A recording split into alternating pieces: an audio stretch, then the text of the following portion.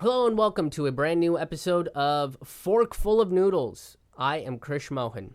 Before we get into this week's episode, I just want to let you guys know that if you want to support this show financially, you can donate to the Patreon and become a patron for only $2 a month.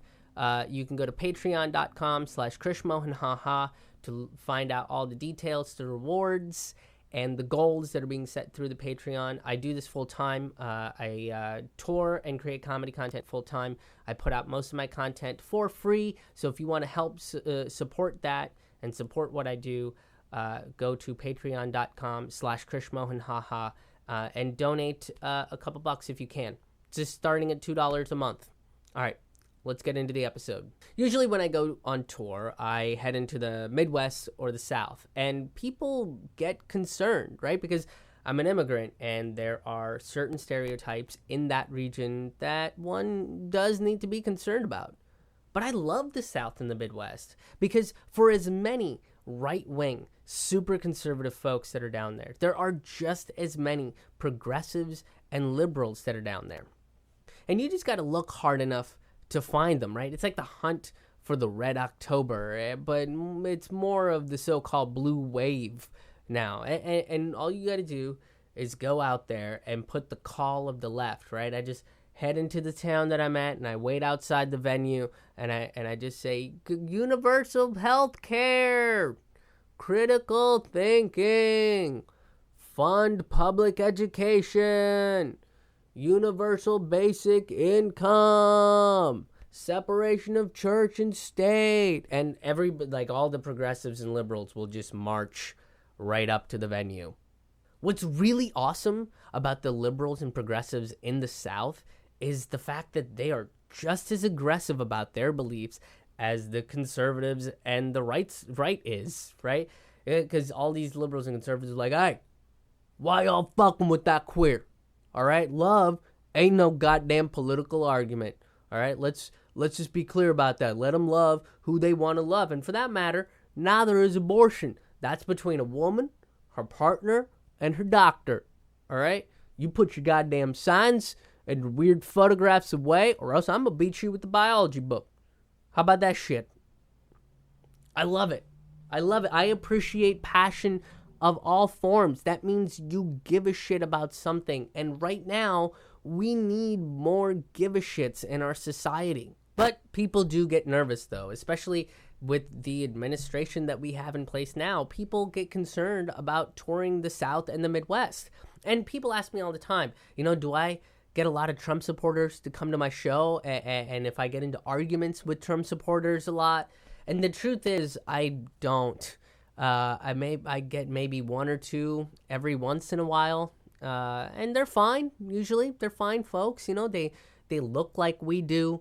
They speak English as proficient as we do, which is at the 4th grade level. To be honest, I kind of feel bad for Trump, and follow me on this, because I know we have a bunch of lefties that are watching this show right now that just had an aneurysm, right? Look. That's a 73-year-old man that ran for the highest office in the country to make some friends.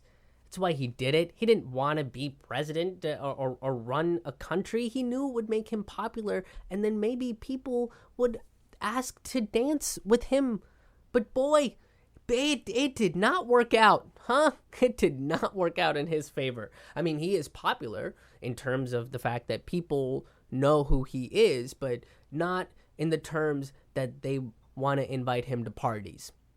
73 years old, and he doesn't have any friends. I mean, that is depressing. I mean, that's so sad, right? I think people do befriend him, and then he says some wild, weird shit, and then they disagree with him, and then he fires them from their friendship, right? And that's the saddest part of it all. He just doesn't know how to retain friends.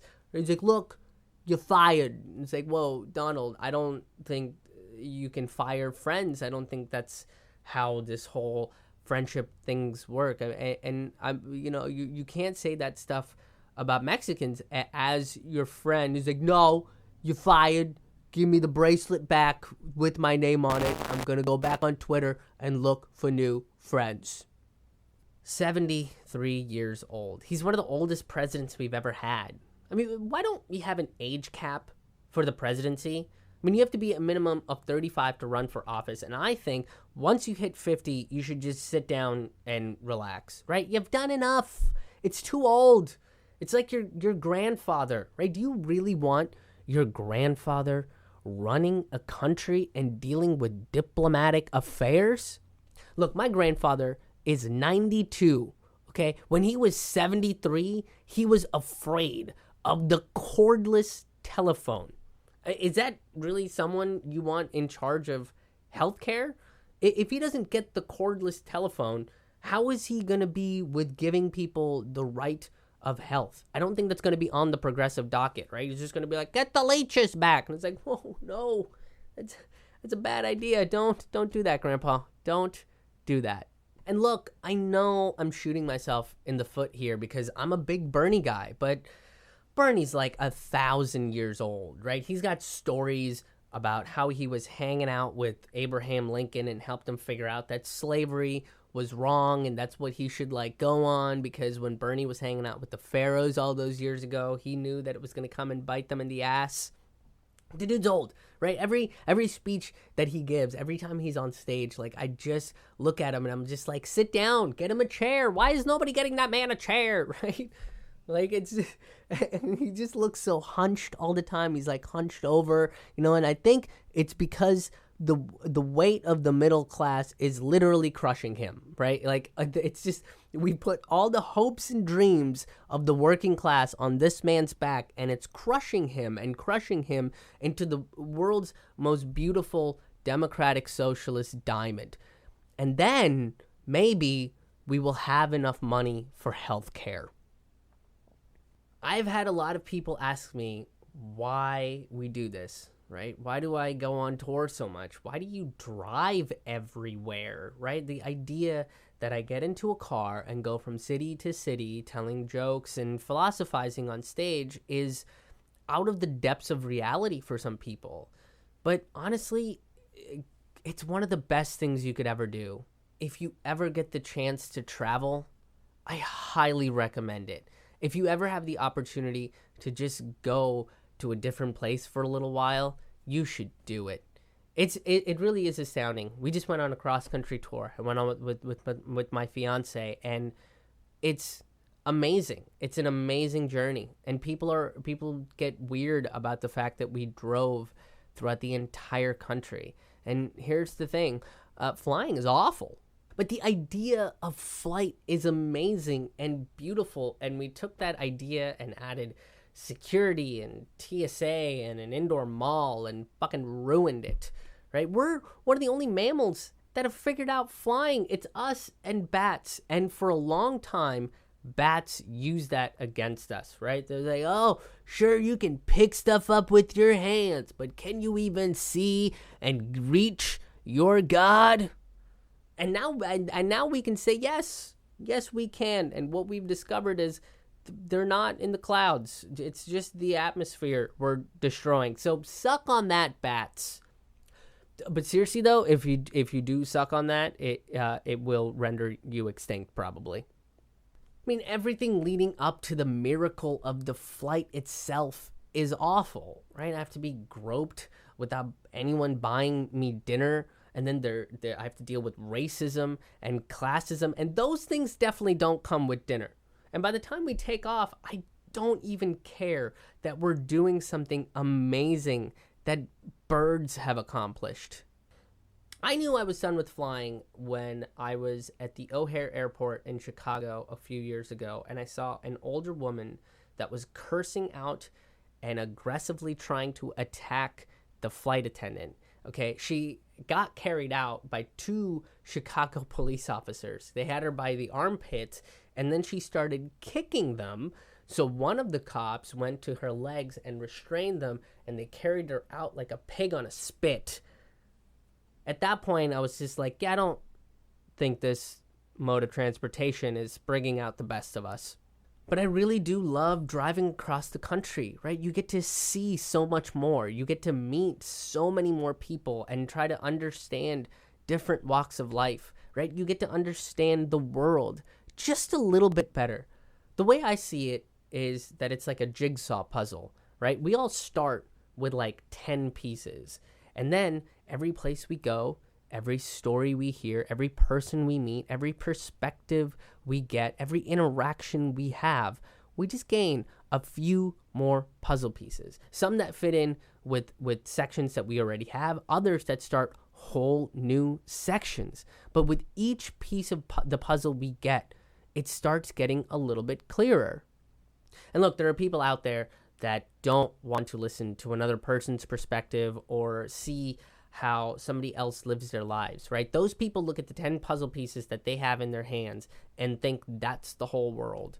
And that kind of arrogance isn't going to help figure each other out, let alone the rest of the world. And look, the reality is we're probably never going to finish the puzzle, but we might get close. And that's amazing to me, right? That's why you should leave and go somewhere else every once in a while, right? Talk to someone different, listen to an oppositional viewpoint, collect your puzzle pieces. So I hope that this video and all these other videos that I put out add just at least one piece to your puzzle. That's been your forkful of noodles for this week. I hope you guys enjoyed that. I am very excited to be back recording these videos for you guys. We have some cool content coming out for you guys, some in-depth stuff, and more little philosophy type stuff, just sort of coming out of my head, less news related type stuff coming down the pipeline. But if you enjoyed this video, please give it a thumbs up. And a share it with a friend, share it with an enemy, whoever you think might benefit from listening to a video like this. Share it around. You can also follow me on Twitter and Instagram. That's right, I'm on Instagram, motherfuckers.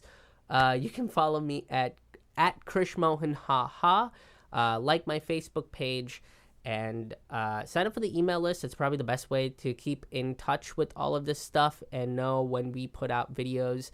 And all the tour updates coming up. If you want to support this show financially, you can do it by donating to the Patreon and becoming a patron, starting at only $2 a month.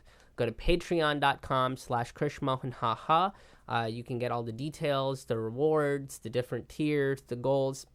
Basically, this is what I do full-time. This is what I do for a living. I tour full-time, and I put out comedy content full-time. So if you want to help financially support that and put food on my family's table, please consider donating to the Patreon. Again, go to patreon.com/KrishMohan. But another way to help support the show is by becoming a subscriber of the Bandcamp. Go to ramennoodlescomedy.bandcamp.com. You can find all of my stand-up comedy albums there, and if you do subscribe, you get exclusive, unreleased, socially conscious storytelling and stand-up comedy that's not available on all my albums directly to your inbox. So that again is ramennoodlescomedy.bandcamp.com. I do have live stand-up comedy shows coming up. Super excited, working on my full new hour called Empathy on sale.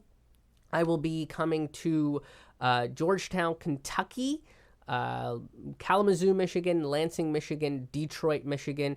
I have shows coming up in Pittsburgh, hosting some shows in Pittsburgh.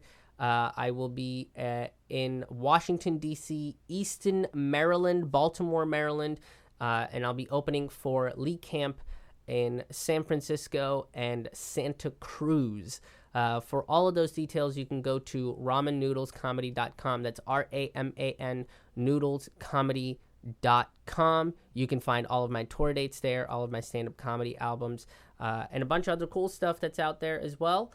Check out the links in the description below, and we're going to be back doing more videos. Super pumped. Come hang out with me on the road. But till then, thanks for getting into it, and we'll see you on the road.